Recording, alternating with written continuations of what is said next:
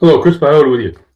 And I wanted to speak briefly today on the posting I saw here in social media that the FBI has conducted another round of dismissals or firings, and some senior folks and some line staff folks. So I'll give a quick overview here and then maybe ask a few questions and see what you all think. But the FBI has been going through some tough times here for the last so many years, and a lot of it was the FBI's own making. I mean, they made some bad decisions. They made some bad operational calls. They let their culture slide. The leadership was weak, and their operational practices were not being held to the usual FBI standards. So we found ourselves in a tough spot at the end of the last administration. New director comes in, Director Patel, and they start his tenure with a lot of dismissals of senior people, of some line staff later on, of different supervisory folks. And a lot of it was applauded by the public as, getting rid of corrupt agents and things of that sort. So, I'm not saying whether it was good or bad. I don't have enough information. I'm sitting out here in the social media sphere like everybody else, kind of watching. I hear things from people that I used to work with and former colleagues, but what it comes down to is a couple of very specific questions. You're looking at special agents in charge of field offices are being dismissed. The acting assistant director of the New York field office, the FBI's largest field office. We're looking at another special agent in charge who was in charge of the New Orleans field office during the New Year's Day attack that happened. He was on annual leave. I believe he was overseas. He was outside the country, but now he's being dismissed. And 6 agents in the Miami office are being let go because they participated in the Mar-a-Lago search. Now, remember, the line staff of the FBI did not want to do that search. They provided a lot of feedback to the chain of command saying, we should not do this. They were bulldozed over by the Department of Justice. They were told by their chain of command, you will do it. And they were given a search warrant signed by a judge to execute. So a lot of folks will say, well, they should have resigned. I think that's kind of an extreme position because many people have disagreements with their chains of command and their bosses.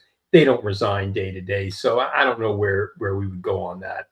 But a couple of things here. I mean, is the director actually purging the FBI of ideologues?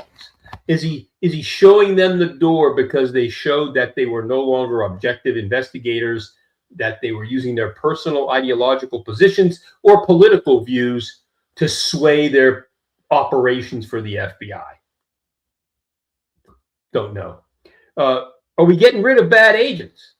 If so, great. Anybody who's a bad agent should be shown the door. People who are making investigative decisions based on ideology or politics, they should be disinvited from service. No problem there. I just want to know, how do we know we're getting the right people? And how do we know if we're getting all of the people who were in this type of what I consider to be a deficient organizational state that was allowed to occur by the previous leadership?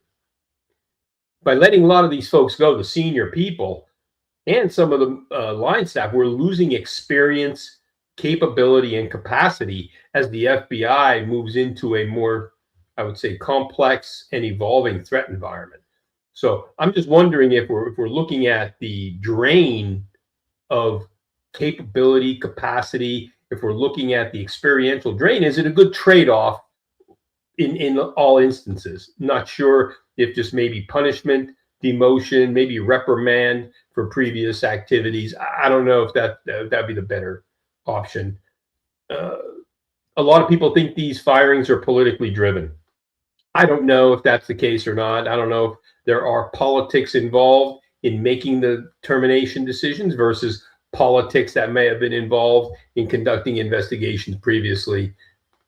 But it's something we have to think about as the public. We depend on our FBI to be skilled, objective, apolitical, and professional.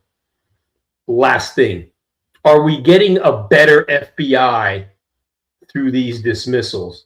Or are we simply getting a watered down version of the FBI full of scared people who will no longer do things that are bold dangerous, risky, because they're afraid of being fired?